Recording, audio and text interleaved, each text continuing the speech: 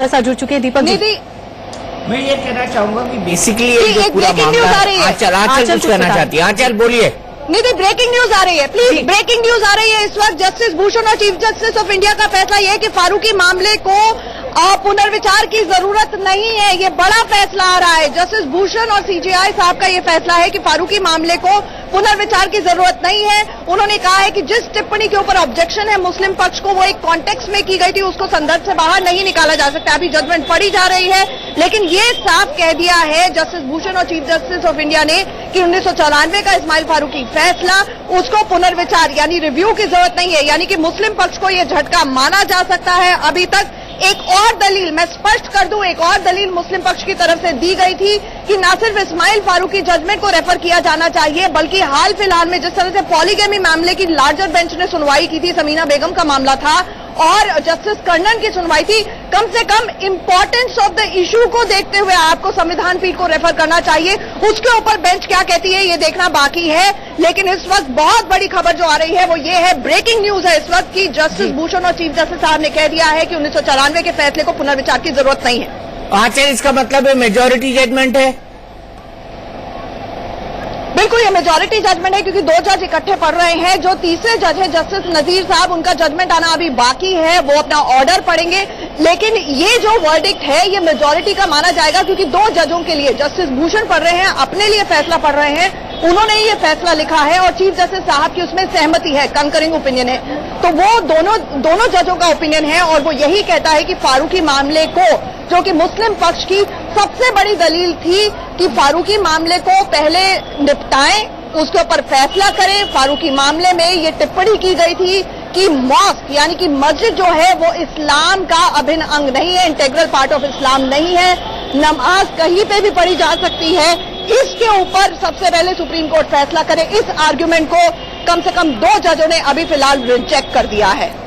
एक मिनट आंचल, आपको रोकूंगा। आशीष सिन्हा ज्यादा जानकारी के साथ हमारे साथ जुड़े हुए हैं। आशीष, क्या कहता है सुप्रीम कोर्ट? दीपक जी, जो दो फैसले अभी पढ़े गए हैं, जस्टिस अशोक भूषण ने खुद के लिए और जस्टिस दीपक मिश्रा दोनों के लिए फैसला लिखा था और जो उन्होंने अपने फैसले में कहा कि 1994 का जो इस्माइल फारूकी का जो सुप्रीम कोर्ट की टिप्पणी है वो दूसरे संदर्भ में की गई थी और हमें नहीं लगता कि इसे लार्जर बेंच में भेजना चाहिए। हालांकि जो जजमेंट का प्रोनाउंसमेंट है वो अभी भी चल रहा है। जस्टिस अब्दुल नजीरी उन्होंने अलग से जजमेंट लिखा है, वो अलग से अपने जजमेंट को रीड आउट करेंगे। लेकिन अभी जो मेजोरिटी का डिसीजन है वो यही कह रहा है कि इस मामले को, यानी जो कंटेस्ट था जिसमें इस्माइल फारूकी में कोर्ट ने कहा था कि मस्जिद में नमाज करना इस्लाम का अभिन्न अंग नहीं है, उसे लार्जर बेंच में भेजने की जरूरत नहीं, क्योंकि वो किसी और संदर्भ में कही गई बात थी। वो कोई व्यवस्था नहीं थी जिसे कोर्ट ने कह दिया हो। ऐसा कोई जजमेंट नहीं है कोर्ट का कि जिसे व्यवस्था के तौर पे लिया जाए। हालांकि अभी भी सुप्रीम कोर्ट फैसला अपना पढ़ रहे हैं। जस्टिस अशोक भूषण अभी भी अपने फैसले को पढ़ रहे हैं। मैंने माना जस्टिस अशोक भूषण अभी भी फैसले को पढ़ रहे हैं, लेकिन मैं आपसे ये जानना चाहता हूं, इसका मतलब ये है कि टाइटल सूट पर इसका कोई असर नहीं पड़ेगा? क्योंकि लोग ये चाहते थे पहले ये इश्यू सेटल हो जाए, खासकर मुस्लिम पक्षकार, और उसके बाद बाकी के इश्यू सेटल होंगे। देखिए, ये सबसे बड़ी बाधा थी क्योंकि तीन अहम बातें दीपक जी सुनवाई के दौरान मुस्लिम पक्ष की तरफ से उठाई गई थी। पहले उनकी तरफ से ये कहा गया था कि आर्टिकल 25 का ये पूरा मामला है जो धार्मिक स्वतंत्रता का अधिकार देता है, लिहाजा इस मामले को संविधान पीठ में भेजना चाहिए। तब सुप्रीम कोर्ट ने कहा था कि ये केवल एक टाइटल डिस्प्यूट का मैटर है, यानी एक जमीनी विवाद का मैटर है, और अगर फ्यूचर में हमें कभी लगेगा सुनवाई के दौरान कि इसे संवैधानिक पीठ में भेजा जाना चाहिए, तब हम इसे भेजेंगे। दूसरी बात जो उनकी तरफ से उठाई गई थी और ये कहा गया था कि जजमेंट का एक लार्जर इम्प्लीकेशन होगा, लिहाजा इस मामले की सुनवाई 2019 के जनरल इलेक्शन के बाद की जाए। उससे भी सुप्रीम कोर्ट ने इनकार कर दिया था, ये कहते हुए कि ये मामला अनंत काल तक नहीं चल सकता। उसके बाद तीसरी उनकी तरफ से ये मुद्दा उठाया गया और ये कहा गया कि 1994 का जो सुप्रीम कोर्ट का जजमेंट है, जिसमें कोर्ट ने ये कहा है कि मस्जिद में नमाज पढ़ना इस्लाम का अंदरूनी हिस्सा नहीं है, पहले कोर्ट उसे तय करे कि उसे एक बार फिर से पुनर्विचार के लिए क्या संवैधानिक पीठ में भेजा जाना चाहिए या नहीं भेजा जाना चाहिए। उसी पर आज ये पूरा फैसला था। सुप्रीम कोर्ट के दो जजेस की जो पीठ है उन्होंने ये कह दिया कि अभी फिलहाल इसे नहीं भेजा जाना चाहिए, जिसका मतलब साफ है कि जो मुख्य मामला है उसकी सुनवाई का रास्ता साफ हो जाएगा। अब कोई कोई अड़चन नहीं है, क्योंकि एक दूसरी जो अड़चन थी इसमें 50,000 पेज से ज्यादा की जो ट्रांसलेशन की जो कॉपियां थी, जो अलग अलग भाषाओं में थी, पाली में थी, संस्कृत में थी, अरबी में थी, उर्दू में थी, उनके ट्रांसलेशन का काम हो चुका है। मामले की सुनवाई के दौरान भी यूपी सरकार और हिंदू पक्ष दोनों की तरफ से ये मुद्दा उठाया गया और कहा गया कि आखिर 24 साल बाद इनको इस्माइल फारूकी फैसले की याद क्यों आई, ये एक डिलेइंग टैक्टिस है। हिंदू पक्ष की तरफ से यहां तक कहा गया कि सुप्रीम कोर्ट को इसे केवल एक लैंड डिस्प्यूट की तरह ट्रीट करना चाहिए और इसी पर फैसला सुनाया जाना चाहिए। लेकिन कोर्ट ने कहा कि बार बार मुस्लिम पक्ष की तरफ से ये कहा जा रहा है कि पहले इस मामले को यानी इस्माइल फारूकी के पार्ट को सेटल डाउन करिए, तो पहले हम उस पर सुनवाई करेंगे और आप सुप्रीम कोर्ट उसी पर फैसला सुना रहा है। क्या मुस्लिम पक्ष एक लार्जर बेंच की तरफ जा सकता है इस फैसले के बाद? आशीष, देखिए, अब उनके पास केवल एक विकल्प है, 2 विकल्प और उनके पास खुले रहेंगे। पहला विकल्प है कि आप पुनर्विचार याचिका दाखिल करें, क्योंकि जस्टिस दीपक मिश्रा 2 अक्टूबर को रिटायर हो रहे हैं, इसलिए उनके रिटायरमेंट के बाद वो एक बार फिर से पुनर्विचार याचिका दाखिल करेंगे और कोर्ट से मांग करेंगे कि एक नई बेंच का गठन किया जाए जो इस रिव्यू पिटीशन को यानी जो उनकी पुनर्विचार याचिका है उसको सुने। अगर रिव्यू भी खारिज हो जाती है तो वो क्यूरेटिव का सहारा लेंगे। विकल्प उनके पास खुले हुए हैं, लेकिन अभी तक जो अंदर से फैसला पढ़ा गया है उसके हिसाब से यही है कि अब जो राम मंदिर का जो मुख्य मामला था उसकी सुनवाई का रास्ता साफ हो गया है। ठीक है आशीष, जो 2 जस्टिस हैं, जस्टिस भूषण और सीजीआई की तरफ से ये मेजॉरिटी जो जजमेंट है कि पुनर्विचार नहीं होगा इस फैसले का, 1994 इस्माइल फारूकी जजमेंट का पुनर्विचार नहीं होगा। लेकिन आशीष, ये भी अहम है जो इसका टाइटल सूट है, चूंकि दीपक जी भी सवाल कर रहे थे कि जो जमीन से जो जजमेंट है कि पुनर्विचार नहीं होगा इस फैसले का, 1994 इस्माइल फारूकी जजमेंट का पुनर्विचार नहीं होगा। लेकिन आशीष, ये भी अहम है जो इसका टाइटल सूट है, चूंकि दीपक जी भी सवाल कर रहे थे कि जो जमीन से जुड़ा मसला है, जो मुख्य मसला है इसका, क्या याचिकाकर्ता के पक्ष में ये जो जजमेंट है नहीं आया है, तो क्या अब जमीन विवाद को लेकर इसकी प्रोसीडिंग्स आगे बढ़ पाएंगी, आगे सुनवाई हो पाएगी? सेम सवाल आंचल से पूछ लेते, मुझे लगता है आशीष से कॉन्टेक्ट छूट गया है। आंचल, आपका क्या जवाब है इस पर? देखिए, टाइटल सूट के ऊपर इमीडिएटली सुनवाई शुरू हो पाएगी या नहीं हो पाएगी, लेकिन बहुत बड़ी अड़चन जरूर हट गई है। जिस तरह से आशीष बता रहे थे कि अगर ये कोर्ट ने बोल दिया है कि 1994 के फैसले को रेफर करने की जरूरत नहीं है लार्जर बेंच संविधान पीठ को, लेकिन मेरे जहन में एक सवाल जरूर था जिसका मैं जवाब भी आशीष से चाह रही थी, लेकिन क्योंकि जजमेंट अभी पढ़ी जा रही है तो हमें क्लैरिटी थोड़ी बाद में आएगी कि एक दलील तो ये थी कि 1994 का फैसला जो है वो लार्जर बेंच को रेफर हो, दूसरी दलील ये थी कि इंपॉर्टेंस ऑफ द इशू को देखते हुए, क्योंकि मुस्लिम पक्ष की तरफ से अपीयर हुए राजीव धवन ने कोर्ट के सामने एक चुनौती की तरह कहा था कि देखिए, आपको क्या लगता है कि पॉलीगैमी यानी कि बहुविवाह जो मुस्लिम के बीच में होता है उसको लार्जर बेंच से सुनने की, संविधान पीठ से सुने जाने की जरूरत है, ये इशू ऑफ वाइटल इंपॉर्टेंस है, ये आपका ऑर्डर है। उन्होंने पर्चा लहराया था कोर्ट नंबर 1 में ये कहते हुए कि पॉलीगैमी से कम क्या ये पूरा का पूरा अयोध्या बाबरी मस्जिद विवाद है, आप मानते हैं कि ये इंपॉर्टेंट इशू नहीं है? तो जिस पर बेंच का रुख ये भी था कि देखिए, हमें अल्टीमेटली सिविल प्रोसीजर कोड के हिसाब से चलना है और ये टाइटल सूट है, तो आप जो सवाल उठा रहे हैं उसमें क्वेश्चन ऑफ लॉ नहीं है। तो क्वेश्चन ऑफ लॉ अगर उसको तकनीकी लीगल भाषा में बोला जाए, वो 1994 के फैसले से जुड़े हुए थे, तो वो तो लीगल हर्डल एक हट गया है। लेकिन इसके ऊपर क्या सुप्रीम कोर्ट कोई दलील देता है, सुप्रीम कोर्ट माफ कीजिए कोई ऑर्डर करता है, सुप्रीम कोर्ट कुछ अपना पक्ष रखता है या इस इशू को एड्रेस ही नहीं करता है, इस पर हमारे आंख और कान लगे रहेंगे। मुफ्ती साहब के पास चलते हैं हम निधि, और मुफ्ती साहब, आपके लिए तो बहुत बड़ा झटका है क्योंकि उन्होंने मान लिया कि मस्जिद में नमाज पढ़ना इंटीग्रल पार्ट नहीं है इस्लाम का। ये 2 जस्टिस अशोक भूषण और दीपक मिश्रा ने मान लिया है।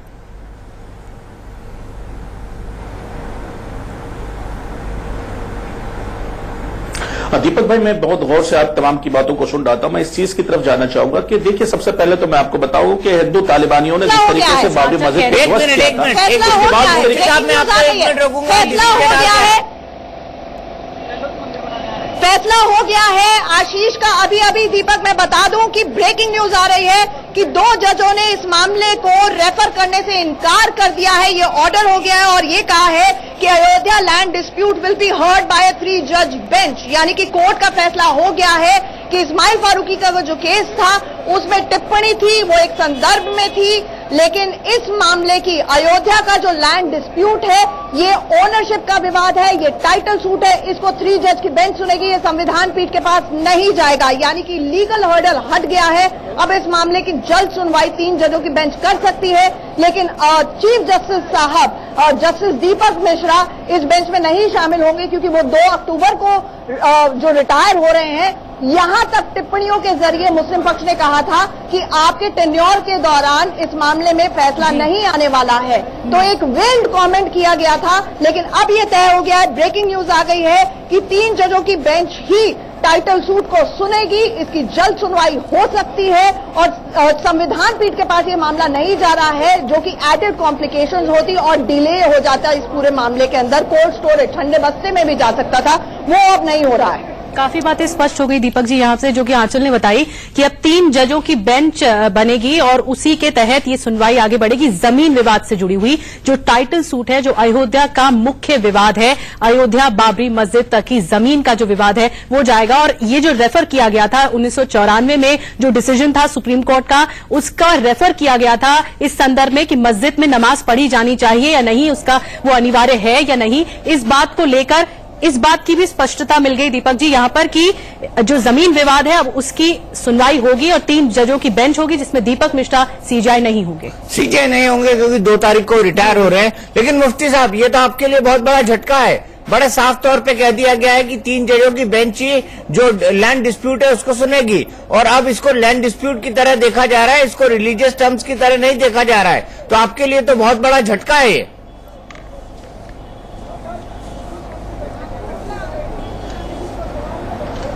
दीपक भाई, मैं आपको बताऊं कि जिस तरीके से कुछ आतंकवादियों ने मस्जिद को शहीद किया था, उस चीज को लेकर के आतंकवादी मत बोलिए, वो आपके देश के लोग थे। आतंकवादी मत बोलिए, वो आपके देश के लोग थे। वो आपके देश के लोग थे, आप उनको आतंकवादी नहीं कह सकते। साहब सुनिए ना, आतंकवादी तो अरे साहब, आतंकवादी देश के लोग आतंकवादी नहीं होते हैं क्या? वो तो राम भक्त थे। साहब देश में भी कुछ लोग आतंकवादी होते हैं। भगवान राम के मंदिर को तोड़ा था। अच्छा, मुझे बताइए, भगवान राम का मंदिर जिसने तोड़ा वो क्या था? आ जाते हैं दीपक भाई। आप ये बताइए कि भगवान राम का मंदिर जिस बाबर ने तोड़ा वो क्या था?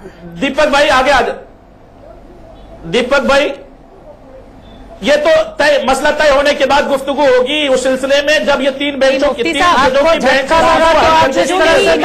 मामला किसके हाथ में जाता है और जिसके हाथ में जाएगा उसके बाद वो बात की जाएगी के पास वो मस्जिद की तरह तोड़ा गया। बाबर के वंशजों ने ही कहा था कि मंदिर तोड़वाया गया था। लोगों ने तोड़ा था, जिन आतंकवादियों ने मस्जिदों को तोड़ा था, वो आतंकवादी अपनी जगह पर महफूज है। लेकिन मैं आगे की तरफ बढ़ना चाहूंगा। वो राम मंदिर को किस आतंकवादी ने तोड़ा था मुफ्ती जी? वो आतंकवादियों के नाम कौन थे ये बता दीजिए। उन आतंकवादियों के नाम क्या थे ये बता दीजिए। मैं आपकी बात मान जाऊंगा अगर वो आतंकवादी साबित होंगे भारतीय कानून के हिसाब से, भारतीय संविधान के हिसाब से, और वो अगर बड़े पदों पर बने होंगे तो मैं उनको आतंकवादी नहीं मानूंगा। आप ये बताइए कि वो आतंकवादी कौन थे? बाबर था आतंकवादी की मीर बाकी था? बताइए ना, जिसने राम मंदिर को तोड़ा था। दीपक भाई मैं इस बात को वाज़ेह कर देना चाहूंगा कि 3 बेंचों की जो टीम थी ना, 3 जजों की टीम इस बात को आने वाले दिनों में फैसला करके सुना देगी कि वो जमीन किसकी थी और किसने किस चीज को तोड़ा था। अगर वहां पर मंदिर का अवशेष अगर मिल रहा है, उसके सबूत सामने आ रहे हैं, तो जमीन का अराजी का फैसला भी ये 3 जजों का बेंच आने वाले दिनों में कर देगा। फिर आप एक मिनट रुकिए। आंचल कुछ कहना चाहते हैं? आंचल जी। बिल्कुल, एक बहुत बड़ी खबर आ रही है कि 29 अक्टूबर से टाइटल सूट की सुनवाई शुरू होगी। ये सुनवाई नए सिरे से शुरू होनी होगी, क्योंकि बेंच का गठन दोबारा से होगा। जैसा कि मैंने आपको बताया, चीफ जस्टिस साहब जो इस मामले की सुनवाई कर रहे थे वो रिटायर हो रहे हैं, तो एक नए सिरे से बेंच का गठन होगा। 3 जजों की बेंच होगी और 29 अक्टूबर यानी कि अब से करीब 1 महीने बाद पूरे टाइटल सूट की सुनवाई शुरू हो जाएगी। ये इस वक्त की ब्रेकिंग न्यूज आ रही है। 29 अक्टूबर की डेट मुकर्रर की है सुप्रीम कोर्ट ने। तो तारीख तय हो गई है 29 अक्टूबर, जब सुनवाई शुरू होगी अयोध्या जमीन विवाद से जुड़ी हुई। बिल्कुल, और इसी सुनवाई में फाइनल फैसला आना है कि हिंदुओं के पास जाएगी कि मुसलमानों के पास, क्योंकि ये जो है ये टाइटल सूट है, ये जमीन का विवाद है। सुप्रीम कोर्ट साफ कह चुका है कि इसे हम धार्मिक आस्थाओं के आधार पर नहीं, जमीन विवाद के आधार पर कर रहे हैं। मुफ्ती साहब, आप अपनी बात आगे कह सकते हैं।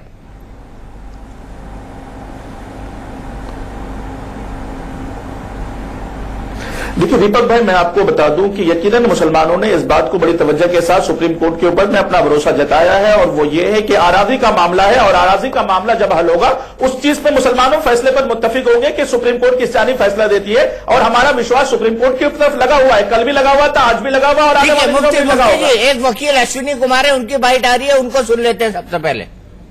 Or in the context of acquisition of properties, and could not be construed to say that if there is a particular place of special significance that will not be treated as essential to the religious practice.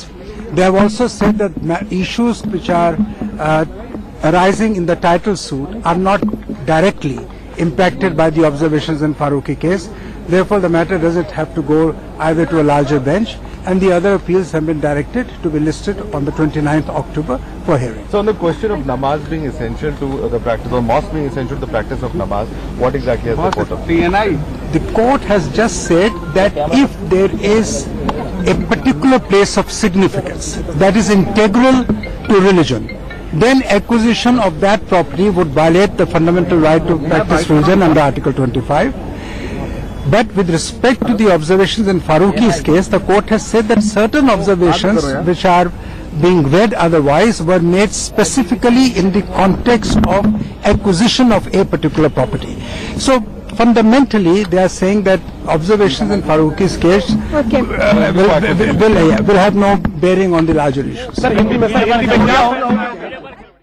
Ashwini Kumar अधिवक्ता को आप सुन रहे थे। साफ तौर पर उन्होंने कहा कि इस सवाल पर कि मस्जिद का अभिन्न अंग है इस्लाम में, मस्जिद में नमाज पढ़ना, इसकी पुनर्विचार की जरूरत नहीं है, जो कि जजों की बेंच बैठी थी। और इसके अलावा ये भी जानकारी दी कि अब 29 अक्टूबर से, जैसा कि आंचल ने हमें बताया, 29 अक्टूबर से ये बड़ी खबर निकल कर आ रही है कि जमीन विवाद पर सुनवाई होगी। एक छोटा सा ब्रेक लेंगे। नमस्कार, मैं हूं दीपक चौरसिया। नमस्कार, मैं हूं आपके साथ निधि वासंदानी। और मस्जिद में नमाज पढ़ने को लेकर इस वक्त की बड़ी खबर, बड़ी कवरेज के साथ लगातार हम बने हुए हैं। सुप्रीम कोर्ट ने बड़ा फैसला सुनाया है। सुप्रीम कोर्ट ने अपने फैसले में कहा है कि मस्जिद में नमाज पढ़ना इस्लाम का अटूट हिस्सा नहीं है। चीफ जस्टिस दीपक मिश्रा, जस्टिस भूषण का फैसला एक रहा। दोनों ने अपने फैसले में कहा कि इस मसले को बड़ी बेंच के पास भेजने की जरूरत नहीं है। हालांकि जस्टिस अब्दुल नजीर का फैसला अलग रहा। उन्होंने अपने फैसले में कहा कि वो साथी जजों के फैसले से सहमत नहीं है। आपको बता दें कि 29 अक्टूबर से अयोध्या मामले की सुनवाई होगी। सीधे चलते हैं हमारी सहयोगी आंचल आनंद के पास। आंचल, सबसे पहले तो ये क्लेरिफिकेशन चाहूंगा कि 29 अक्टूबर से जो सुनवाई होगी वो डे टू डे बेसिस पे होगी या तारीख टू तारीख बेसिस पे होगी? जी बिल्कुल, मेरे साथ आशीष सिन्हा जो कि कोर्ट के अंदर से आए हैं वो सीधे जुड़ गए हैं। तो एक तो दीपक का सवाल ये है कि 29 अक्टूबर से जो सुनवाई शुरू होगी, क्या कोर्ट ने ऑर्डर में भी इस बाबत कहा है कि ये डे टू डे बेसिस पे होगी या फिर तारीख टू तारीख जाएगी मामला? देखिए, जो 29 अक्टूबर में जो पहला हफ्ता होगा जब ये सुनवाई शुरू होगी, तो उसमें एक नई बेंच का गठन होगा, क्योंकि जस्टिस दीपक मिश्रा जो इस पूरे बेंच की अध्यक्षता कर रहे हैं वो 2 अक्टूबर को रिटायर हो रहे हैं, इसलिए एक नई बेंच का गठन होगा। अब ये तय करना, ये देखना होगा कि इस नई बेंच को गठन कौन करता है। क्या जस्टिस दीपक मिश्रा रिटायर होने से पहले बेंच का गठन करते हैं, या फिर जो नए चीफ जस्टिस बनेंगे जस्टिस रंजन गोगोई वो नई बेंच का गठन करेंगे। लेकिन इतना तय है कि अगले साल यानी जनरल इलेक्शन 2019 के पहले सुप्रीम कोर्ट का फैसला आ सकता है, अगर ये डे टू डे हियरिंग हुई तो। अगर डे टू डे हियरिंग होती है तो मतलब आप ऑप्टिमिस्टिक हैं कि 2019 के चुनाव से पहले यानी कि मई 2019 से पहले भी ये फैसला आ सकता है? अमूमन कितनी देर लगती है आशीष, क्योंकि ये टाइटल सूट है, 40,000 के करीब पन्ने हैं, 40 से 50,000 के करीब पन्ने हैं, सब रिकॉर्ड्स को डिजिटाइज किया गया है, तो बड़ी लंबी सुनवाई की भी जरूरत पड़ेगी। देखिए, तकरीबन हाईकोर्ट में जब ये मामला था तो 40 के करीब ये दिन लगातार सुनवाई हाईकोर्ट में चली थी, वो पूरे दिन सुनवाई थी। अगर सुप्रीम कोर्ट में भी यही पोजीशन रहती है, चूंकि ये last court of the country है, इसके बाद उनको कहीं वो जा नहीं सकते किसी अदालत में, तो लिहाजा दोनों ही पक्ष अपना पूरा जोर लगाएंगे। तो आप मानकर चलिए कि 3 महीने भी अगर डे टू डे सुनवाई होती है, अगर हम वीक में 3 दिन इसकी सुनवाई माने, जैसे मंगलवार, बुधवार और गुरुवार, तो अगर 3-3.5 महीने भी सुनवाई चलती है तो उम्मीद यही है कि 2019 के पहले जो जनरल इलेक्शन है उसके पहले फैसला आ जाएगा, अगर अक्टूबर से डे टू डे बेसिस पर सुनवाई शुरू हुई तो। दो बातें कोर्ट के अंदर, भरी अदालत के अंदर मुस्लिम पक्ष की तरफ से की गई, चुनौतीपूर्ण अंदाज में कहा गया कि जी आंचल, मैं एक चीज जानना चाहता हूँ कि आशीष कह रहे हैं अगर हुई तो क्या सुप्रीम कोर्ट ने इस बारे में कुछ साफ किया है कि डे टू डे सुनवाई होगी या डे टू डे सुनवाई नहीं होगी, तारीख पे तारीख होगी? जी बिल्कुल, वो स्पेसिफिक सवाल दीपक यही जानना चाह रहे हैं कि क्या कोर्ट में आप सुन पाए या हमें डिटेल्ड ऑर्डर का इंतजार करना पड़ेगा? डे टू डे सुनवाई होगी या नहीं, इसको लेकर क्या कोर्ट की कोई एक लाइन है? देखिए, डे टू डे को लेकर कोर्ट ने नहीं बोला। कोर्ट ने ये बोला कि 29 अक्टूबर को जो पहला हफ्ता होगा उस दिन से टाइटल सूट पर सुनवाई शुरू होगी। कोर्ट का डिटेल ऑर्डर देखने के बाद दीपक ये क्लियर हो जाएगा कि आखिर सुनवाई डे टू डे बेसिस होगी या फिर कैसे होगी, ये उसी समय तय होगा। लेकिन सबसे अहम बात है कि जो मुख्य अड़चन थी, जो मुख्य बाधा थी, जिसकी वजह से जो मेन ओरिजिनल सूट है जिस पर सुनवाई नहीं हो पा रही थी, वो बाधा हट गई। प्लीडिंग्स की एक बाधा थी, जो 50,000 पन्ने थे जिनका ट्रांसलेट होना था, जो उर्दू में थे, अरबी में थे, फारसी में थे, संस्कृत में थे, पाली में थे, इन तमाम जो भाषाओं में थे उनकी ट्रांसलेशन का काम हो चुका, प्लीडिंग्स का काम हो चुका। अब केवल सुनवाई होना बाकी है, जो अब 29 अक्टूबर से शुरू हो जाएगी। अब दो बातें इसके अंदर। फिलहाल आंचल से लगता है संपर्क हमारा कट गया, एक बार दोबारा कोशिश करेंगे। लेकिन मुफ्ती साहब, आपसे सवाल अब यहां पर यह है कि out of court of settlement तो मुस्लिम पक्षकार नहीं माना, और आप जो इससे पहले ब्रेक से पहले इस बात का आरोप लगा रहे थे, हालांकि ये बात आपको स्पष्ट कर दूं कि बाबर के वंशजों ने ही एक चिट्ठी लिखकर जारी कर इस बात की माफी मांगी थी कि मंदिर तोड़वाया गया था। बहरहाल अब तो तारीख भी मुकर्रर हो गई है कोर्ट की तरफ से, 29 अक्टूबर से जमीन विवाद पर अब सुनवाई होगी।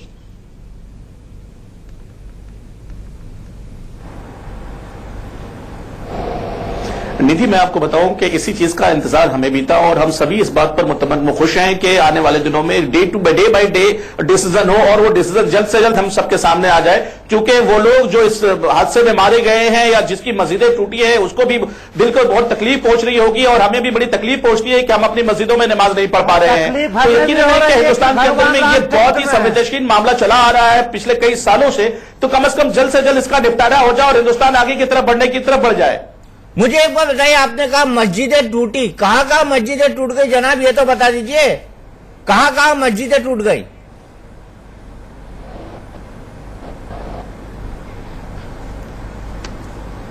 देखिए, सबसे इंपॉर्टेंट पहलू यह है कि आपने और हमने सबने इस चीज को देखा है, और मैं दीपक भाई, मैं आपको बहुत अच्छे से जानता हूं कि आपने उस चीज को बहुत करीब से देखा है कि जब मस्जिद को तोड़ा जा रहा था और मस्जिद किस तरीके से शहीद की गई, जिन लोगों ने शहीद किया आप उसे भी जानते हैं और उनके मसाइल भी कोर्ट में चल रहे हैं। जब कोर्ट में उनके मसाइल चल रहे हैं तो आने वाले दिनों में यह भी देखा जाएगा कि उनके ऊपर में कौन कौन सी धाराएं लगती हैं। और हमारे लिए तो आश्वासन की बात और खुशी की बात यह रहेगी कि डे बाय डे पर मसले का मामला हो और हेयरिंग हो और इस मसले को जल्द से जल्द खत्म किया जाए। और आराजी का मामला है, ये किसी के भावनाओं का मामला नहीं है, इस चीज को आप भी जानते हैं और हम भी महसूस करते हैं। तो हम आने वाले दिनों का इंतजार करेंगे, 29 अक्टूबर बहुत करीब है और घबराने की इसमें कोई बात नहीं है। प्रयास किया था, जब कोर्ट ने आपको झटका दे दिया तो अब आप कह रहे हैं कि हम डे टू डे सुनवाई चाहते हैं। अभी तक तो आप 24 साल पुराने मामले में जो फैसला आ गया उसको लेकर भी आप लटका रहे हैं। भाई, हमने आज ये बात नहीं कहा मुन्ना भाई, अब आप क्या कहिएगा? जल्द से जल्द इसका आप क्या कहिएगा? ये तो कोर्ट डिले करने वाले सियासी लोग हैं। मुफ्ती साहब, आप जब आज के फैसले को तो आप स्वीकार करते हैं जो कि सर्वोच्च अदालत ने दिया है, सुप्रीम कोर्ट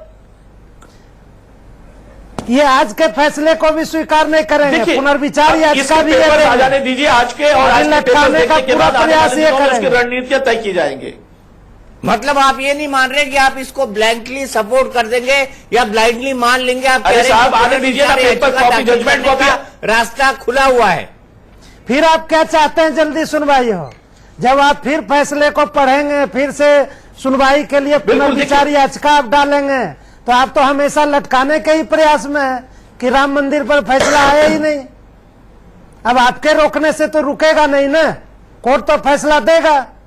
अभी आपको जब झटका लग गया तो कह रहे हैं रोज सुनवाई हो, फिर कह रहे हैं हम फैसले को पढ़ेंगे तब हम उस पर डिसीजन लेंगे। फैसला, बाबरी मस्जिद का फैसला आप मुन्ना भाई नहीं करेंगे या मुफ्ती मंसूर सियाही नहीं करेंगे या दीपक भाई नहीं करेंगे, ये फैसला सुप्रीम कोर्ट ही करेगा। बाबर तो सिया था, में जाने दिया जाए। बाबर तो सिया था, सिया समाज ने कह दिया कि मंदिर बनाइए, फिर आपको क्या दिक्कत है? सुप्रीम कोर्ट का साफ कहना है कि इस पर पुनर्विचार नहीं किया जा सकता। क्या आप रिव्यू पिटीशन दाखिल करेंगे फिर से कोर्ट में? क्योंकि आप ही की तरफ से, पक्षकारों की तरफ से ये कहा गया है कि हमें वंचित नहीं किया जा सकता नमाज पढ़ने से। क्या आप करेंगे? देखिए, जजमेंट की कॉपी। आइए एक मिनट चलते हैं, जफर याब जिलानी कुछ कह रहे हैं। ये कंटेस्ट में ऑब्जर्वेशन थे, they were not meant for general use. तो जब सुप्रीम कोर्ट खुद क्लैरिफाई कर चुका है तो अब फिर उसको हमसे क्यों पूछे? जो सुप्रीम कोर्ट ने कहा है तो हमारा पहले से व्यू था, इसका अपीलों पर कोई असर नहीं पड़ने वाला है। तो जहाँ तक ये बात थी कि मॉस्क में कि नमाज के लिए जरूरी है, जो सब आप लोग जो लोग नहीं जानते हैं कानून, वो सब बहस कर रहे थे मीडिया में। हमने कभी नहीं कहा आज 1994 से लेके और 2018 तक क्या हिंदुस्तान की कोई एक मस्जिद उस 94 के जजमेंट के बेस पर वहां नमाज पढ़ने से रोका क्या किसी को? उसका कोई असर उस पर नहीं था। आर्टिकल 25 में एक कंसेप्ट है एसेंशियलिटी ऑफ प्रैक्टिस। सुप्रीम उस जजमेंट में 94 में कहा गया कि इट इज नॉट एसेंशियल, इसलिए एक्विजिशन को उन्होंने कहा कि एक्विजिशन पर असर नहीं पड़ेगा। इस कंटेक्स्ट में था, अब सुप्रीम कोर्ट ने उसे क्लैरिफाई कर दिया। सर जैसे कि कहा गया कि अब जल्दी तो हम कब कह रहे हैं? हम तो खुद कह रहे हैं। लास्ट पहले 14 मार्च को धवन साहब ने कहा कि हियरिंग की हम तैयारी से आए हैं, हमारी बहस सुनिए। कोर्ट ने कहा नहीं, पहले इस पर बहस करिए। तो हम कब कह रहे हैं कि पीले बहस ना सुनी जाए?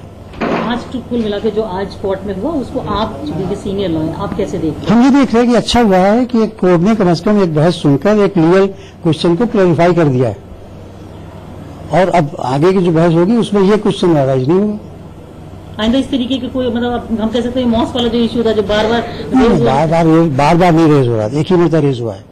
ये इशू जो ऑब्जर्वेशन थे 94 जजमेंट के, वो ऑब्जर्वेशन जो है वो 14 मार्च से उस पर बहस हुई। सीधे आंचल के बाद चलते। आंचल, आपसे संपर्क टूट गया था, आप ये बताइए नया अपडेट क्या है, क्या नई जानकारी मिल पा रही है आशीष से हमारे पास? देखिए आशीष मेरे साथ जुड़े हुए हैं। सबसे पहले तो जिस तरह से दीपक उस वक्त पूछ रहे थे, लिंक टूट गया था। कुल मिला के अभी तक ये डिसाइड नहीं हुआ है कि डे टू डे हियरिंग होगी, लेकिन आशीष एक उम्मीद अब ये की जा सकती है कि हमने ये भी सुनवाई हुई, बहुत हीटेड सुनवाई हुई, बहुत थिएट्रिक्स देखे। मुस्लिम पक्ष की तरफ से राजीव धवन ने चीफ जस्टिस साहब को चुनौतीपूर्ण अंदाज में कहा कि आपके टेन्योर के रहते इस मामले का फैसला नहीं हो पाएगा, नंबर 1।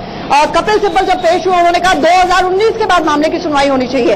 अब कोर्ट के इस रुख से और इस जजमेंट के बाद ये साफ हो चुका है, अब फैक्ट्स, सबूत और जिस तरह का दलीलें रही हैं अभी तक, खासतौर से आर्कियोलॉजिकल सर्वे ऑफ इंडिया की फाइंडिंग्स रही हैं, उसी के आधार पर टाइटल सूट की सुनवाई हो। देखिए अब लगभग आंचल ये तय हो गया है कि इसे केवल लैंड डिस्प्यूट की तरह ही सुना जाएगा इस पूरे मसले को, क्योंकि मुस्लिम पक्ष की तरफ से 3 प्रमुख दलीलें थी। पहली उनकी तरफ से ये कहा गया कि चूंकि इसमें आर्टिकल 25 इन्वॉल्व है, यानी पूजा करने का अधिकार, इसलिए ओरिजिनल सूट को संवैधानिक पीठ के समक्ष भेज दिया जाए। सुप्रीम कोर्ट ने उस समय इनकार किया, कहा कि जब हमें लगेगा मामले की सुनवाई के दौरान तब ये देखा जाएगा। दूसरी बात उनकी तरफ से कही गई, जो कपिल सिब्बल ने कहा कि इस फैसले का बहुत बड़ा प्रभाव पड़ेगा, एक राष्ट्रीय पार्टी है उसका एजेंडा है ये, तो लिहाजा इस मामले को 2019 के बाद सुना जाए। और तीसरा इस्माइल फारूकी का जो जजमेंट था, सबसे बड़ी अड़चन इस्माइल फारूकी था जिस पर कोर्ट सुनवाई के लिए तैयार हो गया है। अब वो अड़चन खत्म हो गई, इसका मतलब यह है कि मुख्य मामले की सुनवाई का रास्ता साफ हो गया है। ना ही प्लीडिंग्स का कोई दिक्कत है, प्लीडिंग्स भी कंप्लीट हो चुके हैं, यानी सारी तरह से सुप्रीम कोर्ट तैयार है सुनवाई के लिए। नहीं, इसमें क्योंकि ये मामला हिंदू मुसलमान बीजेपी कांग्रेस का था, कम से कम अब सुनवाई में पॉलिटिक्स की चर्चा नहीं होगी, बात नहीं होगी और लॉ पॉइंट्स के ऊपर बात होगी। और एक बात आशीष जो बहुत अहम आप कह रहे थे कि बेंच का गठन, चीफ जस्टिस साहब जो हैं वो रिटायर हो रहे हैं 2 अक्टूबर को, ये एडमिनिस्ट्रेटिव साइड पे वो अभी भी फंक्शन कर रहे हैं, 29 अक्टूबर की डेट हो चुकी है। तो ये माना जा सकता है कि जो अभी तक इस मामले की सुनवाई रही है कि वो इस बेंच का गठन, वो काम कभी भी कल पे नहीं टालते हैं, वो बेंच का गठन करके ही रिटायर होंगे। देखिए जाहिर तौर पर यह हो सकता है क्योंकि उन्हें 2 अक्टूबर को रिटायर होना है और अभी समय है, और उन्होंने साफ तौर पे कहा है कि 29 अक्टूबर का जो पहला जो हफ्ता होगा उस हफ्ते में इस पूरे मामले की सुनवाई होगी, लिहाजा बेंच का भी गठन करना होगा।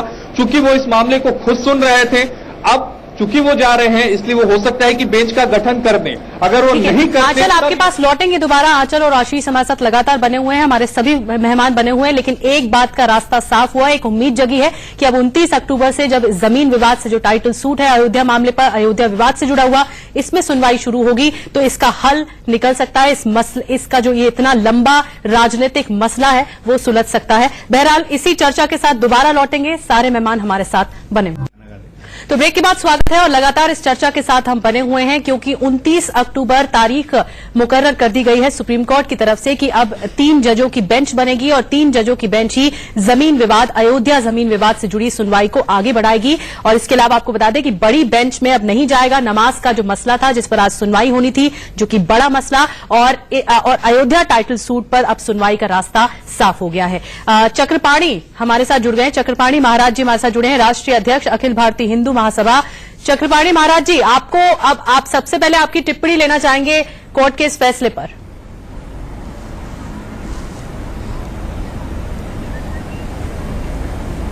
देखिए, जिस प्रकार से माननीय सुप्रीम कोर्ट में जो मुस्लिम पक्षकारों की तरफ से श्री राजीव धवन जी और श्री कपिल सिब्बल जी जिस प्रकार से अवरोध उत्पन्न कर रहे थे और जो चाहते थे कि इस राम जन्मभूमि के जो विवाद है इसको और टाला जाए, यहां तक कि उन्होंने बयान दिया 2019 के बाद इसको निर्णय दिया जाए चुनाव के मद्देनजर। सवाल इस बात का है, चुनाव तो सालों भर कहीं न कहीं होता है, लेकिन जो हमारा अयोध्या के विशाल राम मंदिर था उसको 1528 में तोड़ दिया बाबर के सेनापति मीर बाकी ने, और उस समय से आज तक हिंदू संघर्ष कर रहा है उस मंदिर के लिए बनाने के लिए। और उसको माननीय कोर्ट ने 2010 में जो निर्णय भी दिया, वहां पे तीनों जजों ने इस बात को माना कि रामलला निर्विवादित है, और लेकिन उसके बावजूद भी एक हिस्सा मुस्लिम पक्षकारों को दे दिया, जिसके बाद माननीय सुप्रीम कोर्ट में हम लोगों ने अपील किया। अब अपील नंबर 2636 और कहा कि हमें जजमेंट चाहिए था, सेटलमेंट नहीं चाहिए था। लेकिन 8 सालों के बाद जब सुनवाई शुरू होती है तो उसमें जानबूझ करके उसको डिले किया जाता है, उसमें अवरोध उत्पन्न किया जाता है कि किसी भी तरीके से ये निर्णय न आए। लेकिन आज का जो निर्णय है, ये जो लार्ज बेंच को नहीं सौंपा माननीय कोर्ट ने, ये बहुत ही सराहनीय है, और इसे ये होता है कि बहुत जल्द से जल्द भगवान राम मंदिर के निर्माण के लिए मार्ग प्रशस्त होंगे और विशाल मंदिर का निर्माण भगवान राम का होगा।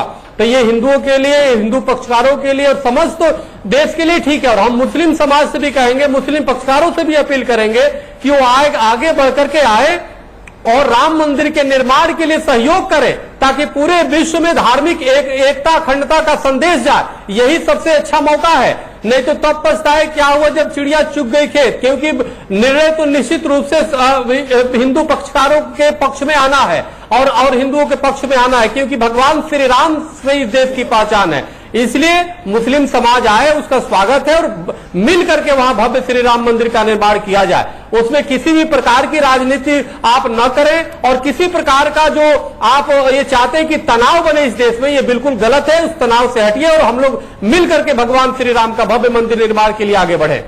जितेंद्र वर्मा जो कि स्पोक्स पर्सन है समाजवादी पार्टी के, और योगी आदित्यनाथ दीपक जी कुछ कह रहे हैं, चलिए पहले सुन लेते हैं उनकी बात। महाराज जी, ऐतिहासिक मौका है। भारत माता के महान सपूत, इस देश के द्वितीय यशस्वी प्रधानमंत्री के रूप में, जिन्होंने इस देश को एक गौरवशाली नेतृत्व दिया, स्वर्गीय लाल बहादुर शास्त्री जी की ये जन्मभूमि है। आदरणीय प्रधानमंत्री जी की प्रेरणा से और श्रद्धेय शास्त्री जी के परिवार जनों के आग्रह पर यहां पर श्रद्धेय शास्त्री जी का इस पैतृक भवन को उनके स्मारक के रूप में आज यहां पर लोकार्पण का कार्यक्रम संपन्न हुआ है। श्रद्धेय शास्त्री जी और उनकी सहधर्मणी, उनकी धर्मपत्नी श्रीमती ललिता शास्त्री जी की। और फिलहाल योगी आदित्यनाथ उस मुद्दे पर कुछ नहीं बोले दीपक जी, जिसकी उम्मीद की जा रही थी कि अयोध्या विवाद से जुड़ा जो कि आज अहम फैसला आया है, उस पर सुप्रीम कोर्ट ने जो टिप्पणी दी, उस पर क्या टिप्पणी देते हैं यूपी के मुख्यमंत्री। बहरहाल एक छोटे से ब्रेक के लिए रुकना होगा। तमाम खास मेहमान हमारे साथ बने हुए हैं, इस चर्चा को आगे बढ़ाएंगे ब्रेक के बाद।